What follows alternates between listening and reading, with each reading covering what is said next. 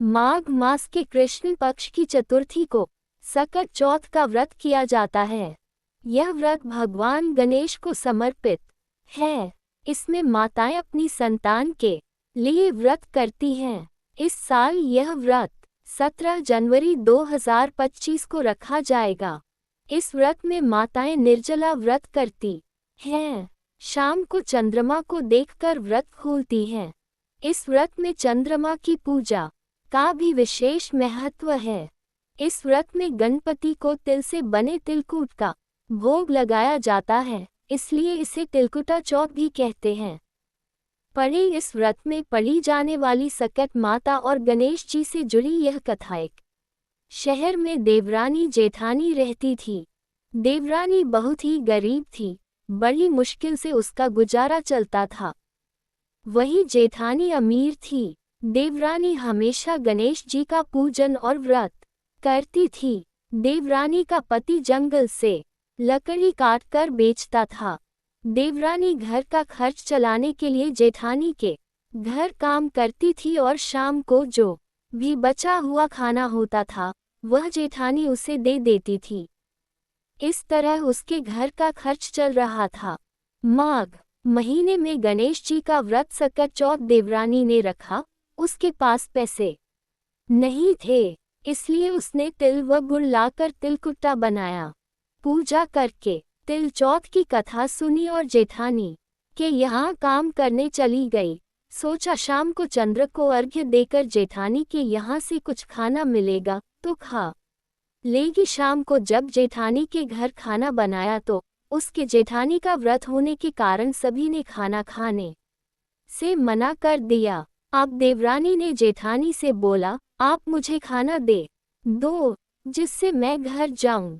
इस पर जेठानी ने कहा कि आज तो किसी ने भी अभी तक खाना नहीं खाया, तुम्हें कैसे दे दूं? तुम सवेरे ही बचा हुआ खाना ले जाना। ऐसे में देवरानी बहुत दुखी हुई और भूखी ही घर चली गई।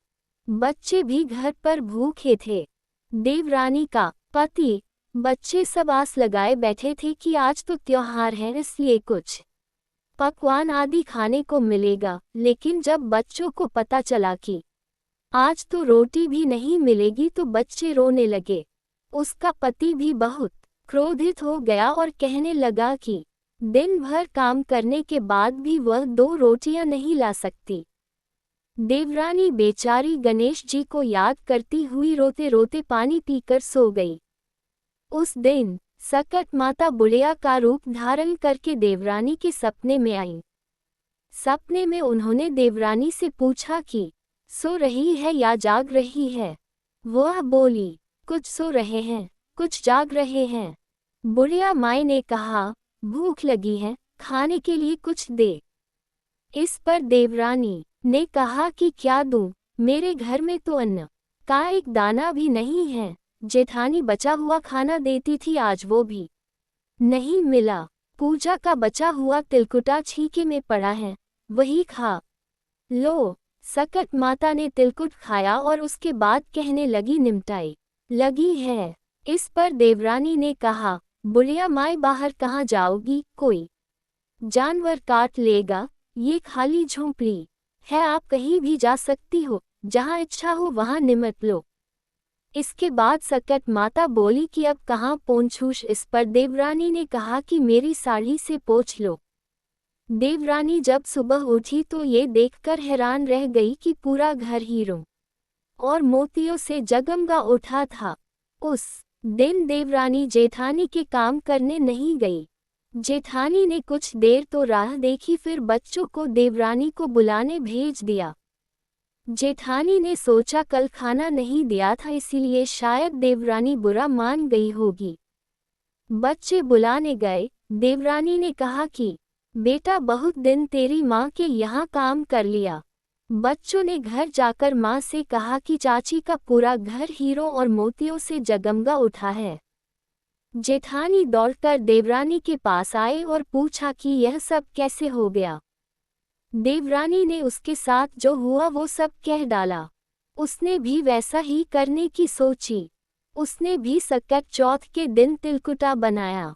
रात को सकट माता उसके भी सपने में आई और बोली, भूख लगी है, मैं क्या खाऊं? जेठानी ने कहा कि आपके लिए छीके में रखा है, फल और मेवे भी रखे हैं, जो चाहे खा लो। उसके बाद कहने लगी, निमटाई लगी है।